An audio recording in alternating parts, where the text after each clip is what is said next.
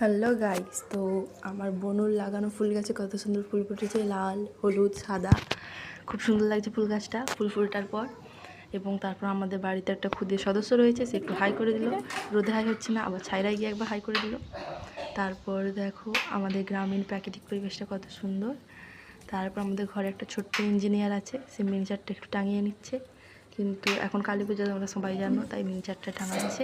এবং মিনিচার টাঙাতে গিয়ে দেখছো তার কম পড়ে গেছে এবং আবার তার খুলে লাগানোর চেষ্টা করছে। দেখো এখন তাল খুঁড়তে ব্যস্ত, তো আমি নিচে চলে এসেছি, গোপালকে স্নান করাতে হবে। এবং দেখো আমার বনুর করা আলপনা খুব সুন্দর হয়েছে, প্রথম করেছে।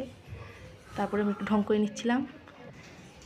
তারপর দেখো দেখতে দেখতে বনু চলে এসেছে এবং হাই করা বলতে হাই করে দিল একটু। তারপর আমি গোপালকে স্নান করানোর জন্য চলে এসেছি। তারপর দেখো আমাদের গাছে কত সুন্দর, আমাদের গাছে কত পেঁপে ধরেছে এবং ধান গাছটা দেখো কত সুন্দর লাগছে, ফুলেছে।